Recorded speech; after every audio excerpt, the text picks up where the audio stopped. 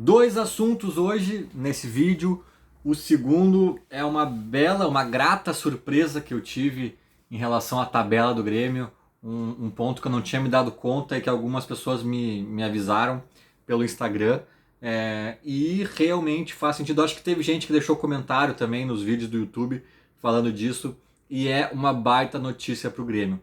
Mas vou começar o vídeo parabenizando Gabriel Chapecó, o nosso goleiro que foi convocado, né, pelo Tite, vai estar na seleção brasileira nos jogos das eliminatórias da Copa do Mundo.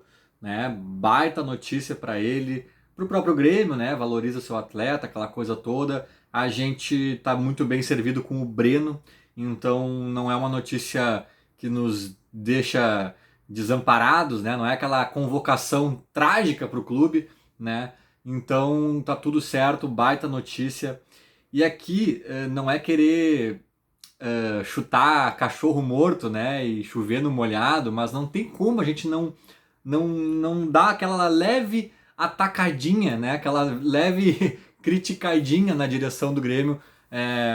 Ao lembrar que até ontem a gente tinha Vanderlei e Paulo Vitor se revezando para ver quem errava menos, né? Um falhava demais, aí tinha que botar o outro para preservar o primeiro, e eles ficavam nessa de competição de quem falha menos.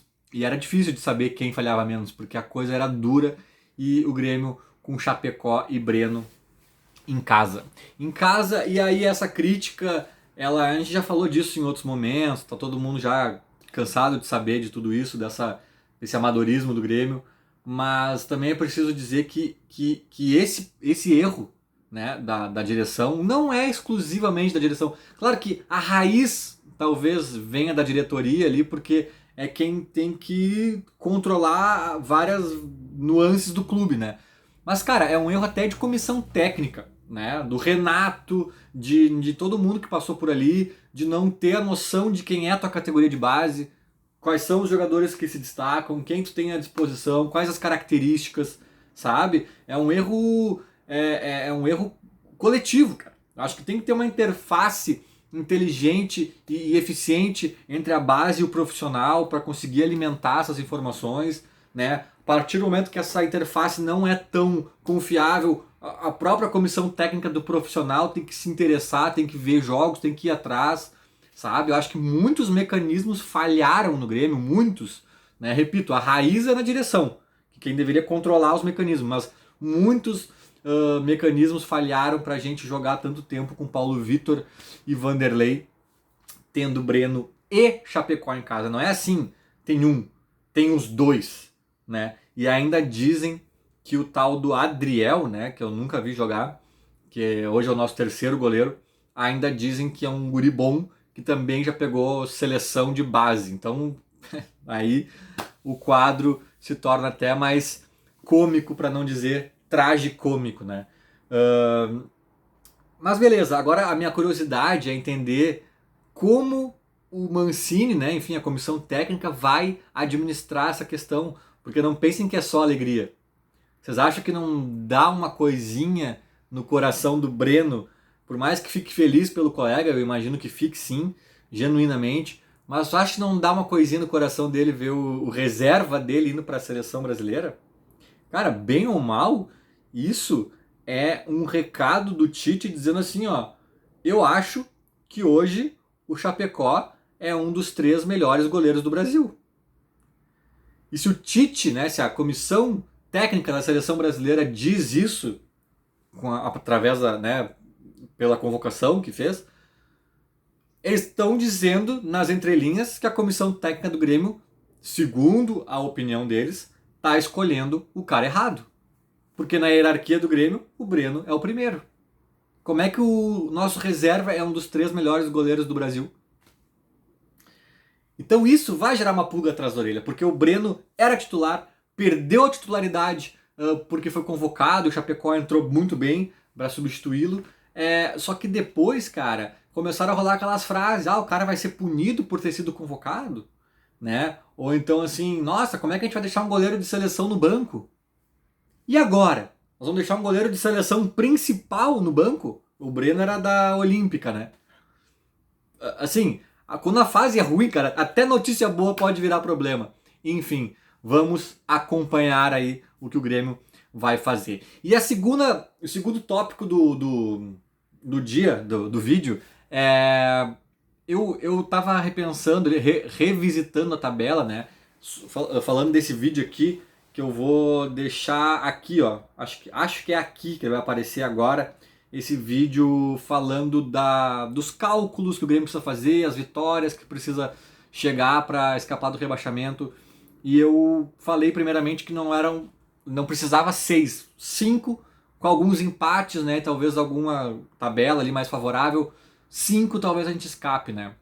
E ali eu falei quais seriam os 5 que eu apostava, né? E ali tinha um grande trunfo, uma grande surpresa, que era o Atlético Mineiro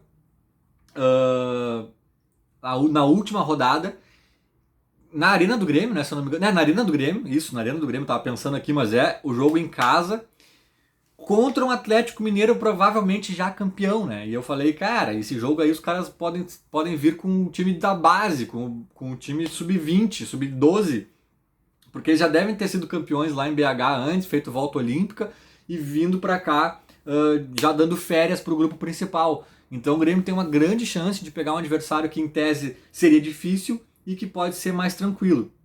E ali eu considerei uma vitória, porque, poxa, última rodada na Arena contra um Galo que, né, se Deus quiser não vai estar brigando por nada. Olha, em tese é um jogo que é para ganhar ou ganhar.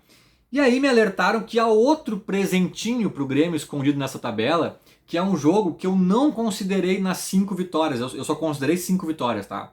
Que já é difícil, cara. Estão falando em 6 aí, que com certeza 6 é mais garantido, mas eu ainda trabalho com 5. Até que a tabela prove o contrário, eu ainda acho que 5 com 2 empates talvez role, com 3 empates, né, praticamente certo que rola, enfim. Mas um jogo que eu não considerei vitória foi o Bragantino na Arena do Grêmio. Eu não considerei vitória.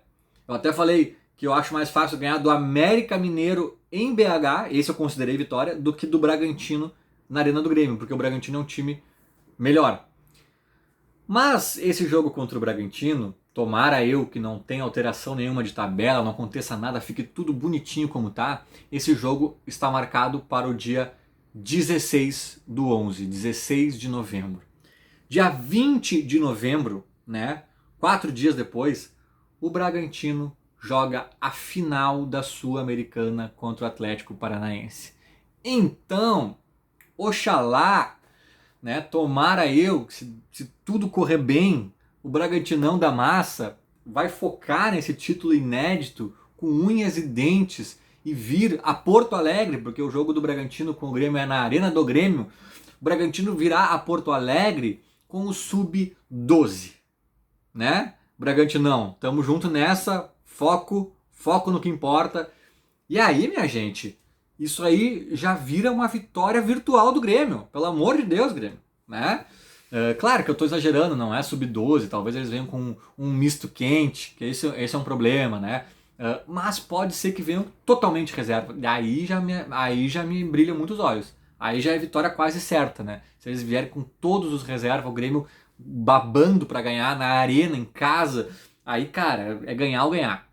E aí nós temos o Bragantino de brinde, um Galo de brinde, e aí faltariam, vá lá, para 6 vitórias, faltariam 4, né?